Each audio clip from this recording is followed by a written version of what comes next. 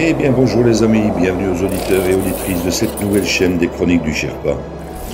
Comme vous allez le comprendre ici, nous allons faire non pas un retour vers le futur, mais bien un retour vers le passé, telle la machine du projet Looking Glass, afin de reprendre les événements en 2020 pour remonter l'actualité vers 2025. Je vous invite à me suivre au travers de mes très nombreuses analyses de situation qui ont rythmé ces dernières années au gré d'une multitude de sujets clivants concernant le plan divin et christique de l'Alliance et de la communication militaire Q. Du nouvel ordre mondial mort-né au nouveau monde et à l'âge d'or qui se profile à l'horizon, vous comprendrez un peu mieux ce plan militaire américain au travers de plus de 155 analyses écrites en temps réel et éditées en podcast par une très belle équipe d'âmes éveillées. Pensez à vous abonner à la chaîne et cliquez sur le pouce si vous en appréciez le travail. Merci à toute l'équipe Z qui œuvre sans compter ses heures pour offrir ces infos à l'humanité. Bonne écoute à tous et à toutes.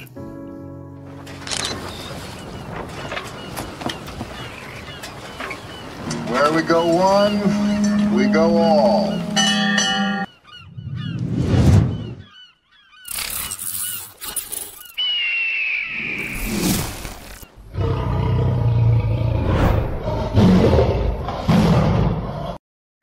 Analyse du 9 février 2023, Thierry Pirlot, Sherpa One.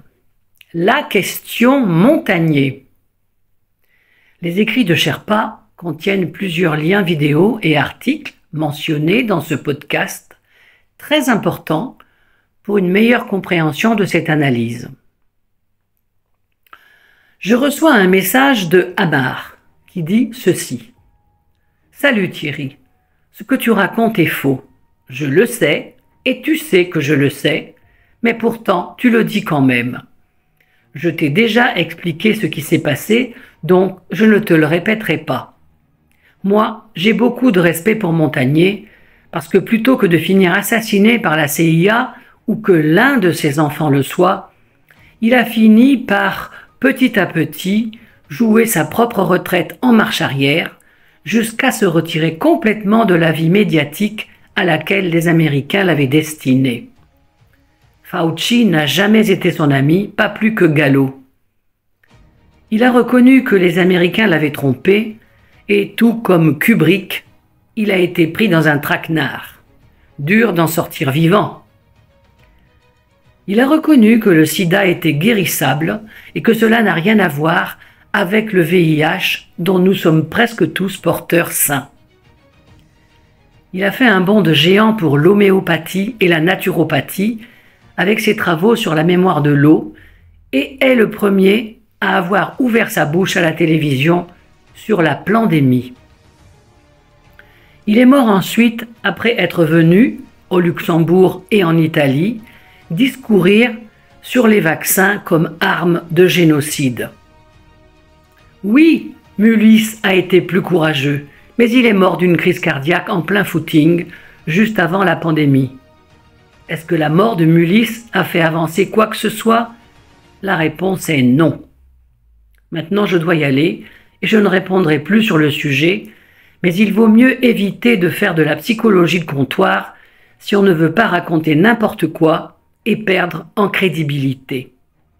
Et vous auriez agi comment si vous saviez que vous aviez été trompé et que ceux qui vous ont piégé sont les pires criminels de l'histoire et les plus forts, qu'ils ont créé l'ONU et qu'ils sont les assassins de Kennedy, le président de la première puissance militaire au monde.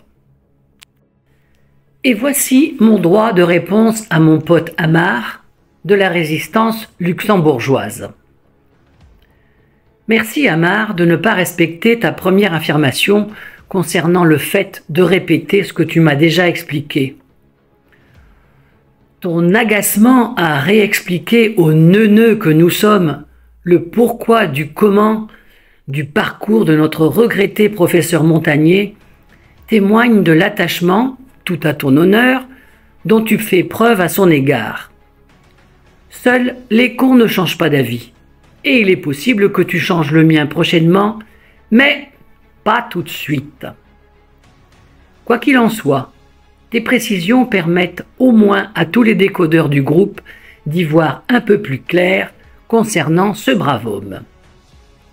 Néanmoins, vu tes convictions très arrêtées sur les opposants contrôlés français, il est assez étonnant que tu fasses ici une exception. J'ose espérer que cela n'a rien à voir avec le fait que tu l'aies convoyé de Paris à Luxembourg à l'occasion de son témoignage à la Chambre du Luxembourg. Mais ne t'inquiète pas, j'ai 6 cartouches dans mon Colt à argument. Voici donc la première balle. Concernant sa retraite en marche arrière, comme je l'ai dit, seuls les cons ne changent pas d'avis, surtout s'ils ont des menaces de mort sur la tête, bien évidemment. Les cons sont téméraires, mais les repentis ne sont pas toujours très courageux. Cependant, il est un point capital. Lorsqu'on est à l'origine d'une fausse découverte qui oblige à une trithérapie, des millions de soi-disant séropositifs atteints d'une mystérieuse maladie appelée SIDA, syndrome d'immunodéficience acquise, pathologie s'il en est, contractée à force de sniffer du poppers ou de la coke, et cette même trithérapie dont les effets provoquent in fine la destruction de leur immunité innée, on porte alors une certaine responsabilité vis-à-vis de son serment d'hypocrite. Et c'est sans parler des millions d'Africains qui ont fait l'objet d'expériences sur le VIH-Sida grâce à son copain de jeu Fauci et de la CIA, comme tu le mentionnes plus haut, en leur servant le mensonge d'un virus provenant de l'air de leur singe. Sans compter non plus les expériences faites sur une dizaine de milliers d'enfants orphelins ou immigrés américains pour développer le pseudo-remède qui tue. On ne parle donc pas ici d'avoir flingué son voisin dont le chien venait faire ses besoins sur notre pelouse. Face au nombre colossal de ces victimes, il devient par conséquent redevable devant Dieu, mais aussi devant les hommes, de par ses découvertes brevetées. Dieu a de la mémoire, tout comme l'eau amare. Deuxième balle. J'ai peut-être un peu exagéré les amitiés de Montagnier avec Fauci, l'immunologue, qui, je te l'accorde, à cette époque, ne devait pas griller du steak avec lui tous les week-ends. Mais acceptons le fait qu'ils aient simplement été camarades de recherche sur le VIH et donc camarades de jeu durant un certain temps également, et ce, avant que Montagnier ne comprenne qu'il était en réalité utilisé par le DS et devenu le con de leur dîner de cons. Car en effet, pour créer un nouveau virus, quoi de mieux que d'associer un virologue à un immunologue? Ils savent bien tous les deux qu'ils sont complémentaires dans le néant de la théorie pasteurienne et, ensemble, ils gagnent encore du temps à ne pas se la raconter. Même en s'étant rendu compte de cette relation de travail toxique, ça ne le gênera pas pour autant de ramasser son Nobel en 2008, ce qui n'est quand même pas si loin derrière nous. Rien n'empêchait notre vieillard repenti de refuser ce Nobel et d'en expliquer la raison très pasteurienne. Le fait d'obtenir un Nobel pour ce génocide n'arrange pas son cas à mes yeux, repenti ou pas. Nobel était franc-maçon et inventeur de la dynamite, donc un précieux sésame pour tous les frères. Troisième balle. Prix Nobel pour avoir découvert le VIH, sans blague. Ce qui m'emmerde chez ces gens, hormis le fait qu'ils soient payés une fortune pour ne rien découvrir ou pour voler les inventions des autres, que ce soit Montagnier, Raoult, Henrion-Caude, Péronne et consorts, c'est qu'ils se promènent dans la vie sans aucun remords. Ils sont convaincus, durant toute leur carrière, de pouvoir gruger tout le monde, certains qu'on ne le remarquera pas.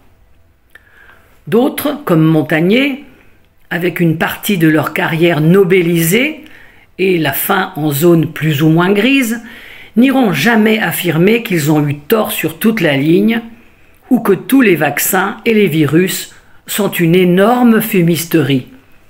Cela sauverait des vies pourtant, et cela réhabiliterait de vrais résistants comme Claire Sévrac, elle aussi assassinée, non? Tu me dis si j'ai faux, Amar. À la place, ils terminent leur carrière confortablement et de manière holistique, puisque seuls les cons ne changent pas d'avis, mais sans aucune repentance avant l'accident cardiaque terminal qui met fin à une longue vie d'escroc scientifique. Même si je salue son brillant rétropédalage lorsqu'il a soulagé Jean-Paul II de son Parkinson grâce à de la papaye fermentée. 4e balle. Après un parcours effectivement exemplaire, Montagnier montera au créneau sur bien des inepties virologiques, mais jamais complètement. C'est cette tiédeur face au vaccin qui m'aura ouvert les yeux à l'âge canonique de 50 ans et permis de piger ce qu'il aurait pu expliquer au monde entier il y a déjà plus de 20 ans. Et oui, au risque de sa vie, tu me diras, sa misérable vie qui ne vaut pas le prix d'une balle. Car, en attendant, grâce à la lâcheté de tous ces pseudo-médecins et scientifiques, ma fille est triple vaccinée au garde d'asile depuis 2015, soi-disant anti-papillomavirus, et n'a que des emmerdes à seulement 23 ans. Quant à sa mère, elle est partie à 41 ans à peine, après une seule année de cancer, parce que ces tarés l'ont mise sous chimio. Ils lui ont refusé un tout nouveau traitement apparemment révolutionnaire à l'époque. Avant que tu me dises que je fais une vendetta sur Montagnier, je peux t'assurer qu'il est loin d'être le seul dans mon collimateur, car si je pouvais régler l'addition de tous ces sociopathes à ma manière, crois-moi bien, il me faudrait bien plus que 6 cartouches dans mon colt. No mercy, aucun pardon. Bien sûr, notre professeur Montagnier nous dira en 2020 que le Covid-19 est un virus modifié et à gain de fonction, intégrant une souche de VIH qui n'existe pas. Mis à part nous faire perdre notre temps précieux, à nous les complologues, cette affirmation ne fait à l'époque que nous égarer un peu plus, puisqu'il apparaît que les virus ne sont qu'un concept inventé par Louis Pasteur, licencié en chimie, faut-il le rappeler, et n'existe pas autrement qu'à l'état latent de nos organismes à tous, sous la forme de microzyma. Le microbe n'est rien, le terrain est tout. Voir les vrais travaux du vrai professeur en médecine Antoine Béchamp sur les vrais microzymas. En outre, il apparaît qu'on aurait plutôt affaire à un parasite biosynthétique. Alors, on nous aurait encore menti, et même lui, Montagnier? Il n'avait donc pas accès à des microscopes dernier cri pour faire la différence entre un virus invisible et un parasite visible? Ne serait-ce pas plutôt son dernier baroud d'honneur à ses maîtres du DS en tant que 33e degré de l'opposition contrôlée, tout comme Dieudonné et sa dernière querelle, s'excusant devant la juiverie parisienne grâce au troubadour Francis Lalanne. 5e balle. Péronne, de son côté, est plus sage, vu que lui, en fait, a écrit un bouquin que tout le monde s'arrache et s'arrachera encore au symposium de la prochaine pandémie. Même si son dernier opus ne nous apprend rien de plus que ce que l'on savait déjà par d'autres moyens. Je serai d'ailleurs présent au symposium du Luxembourg pour faire du bénévolat au bar, car je trouve tout ce cirque fascinant et j'avoue aimer rendre service à tous les vrais résistants luxembourgeois qui ne comptent pas leurs heures pour éveiller leurs semblables, même s'ils sont souvent trop naïfs pour comprendre qui ils accueillent au sein de leurs conférences. Un peu comme les 3x20 qui œuvrent pour la Croix-Rouge et qui sont heureux d'accueillir la princesse Astrid, marraine de cette même Croix-Rouge. Il y a aussi des cons dans mon genre qui se font dégager de leur bénévolat à la mutualité chrétienne pour avoir été trop bavards avec les petits vieux dans la voiture concernant la picouse. C'est vrai, sur ce coup-là, Karim Ulysse a eu bien plus de courage que Montagnier en assumant ses opinions. Et ses déclarations tonitruantes dans les médias lui ont valu de quitter ce monde dans la fleur de l'âge, juste avant le coup de départ du Corona Circus. Il est décédé en août 2019, contre toute attente en faisant son footing, d'une pneumonie, d'après les journaleux du net, mais probablement grâce à un petit coup de main de la CIA, d'une manière ou d'une autre. Et pour tout te dire, c'est Mulis qui m'a éveillé en 2020 sur les tests PCR, d'abord parce qu'ils étaient inutiles, ensuite parce qu'ils étaient dangereux. Montagnier, lui, m'a égaré, pour ne pas dire baladé, avec son Covid-VIH. Je dirais in fine que c'est une belle mort, car Mulis entrera dans les livres d'histoire et Montagnier non. La postérité retiendra ce que j'ai écrit plus haut, et peut-être aussi qu'il a volé les découvertes de Jacques Benveniste sur la mémoire de l'eau, chercheur décédé lui aussi dans d'étranges circonstances. 6e et dernière balle. Concernant la psychologie de comptoir, Amar, je ne pense pas en faire ici sur ce groupe, vu que tout le monde peut me répondre et argumenter à sa guise. On appelle cela chez nous un débat contradictoire. Chacun a le droit d'avoir son avis, aussi tranché soit-il, et certainement lorsqu'il est capable de l'argumenter, ce qui est en général mon cas. Ce débat contradictoire est impossible sur ton canal, vu que c'est un canal justement, Luxembourg 23-23-7. Toi seul peux disserter de manière unilatérale sur la psychologie et la conduite de la bataille que devrait suivre tout bon luxembourgeois éveillé qui se respecte. Le tout dans un mélange de nouvel ordre mondial à la sauce « on va tous crever si vous ne bougez pas le cul » et de QAnon, sauce light, histoire de rassurer le troupeau sans trop l'effrayer, ni lui donner à penser qu'en fait, tu es aussi informé et barré que moi sur le sujet. Mais je pense que ce serait bien de leur dire que quelque chose de bien plus grand que Montagnier, que toi, que moi, ou que le petit microcosme luxembourgeois, se déroule dans le plus grand des secrets pour l'humanité et ses 7 milliards d'individus égoïstes, individualistes, égocentriques et déconnectés qui se sont lamentablement perdus en chemin. Je veux parler du plan d'une alliance militaire et du grand film The Great Awakening. Sortie prochaine sur vos écrans lors de l'EBS. Clic. Oups, ça y est, mon 6 coups est vide. Bonne soirée Amar et bonne soirée à tous les complologues. Cher Pawad. Ah, petit bonus. Éradiquer quelque chose qui n'a jamais existé, sans blague. Lire vraiment attentivement l'article figurant sur le lien de Science et Nature. À bientôt, cher Pawan.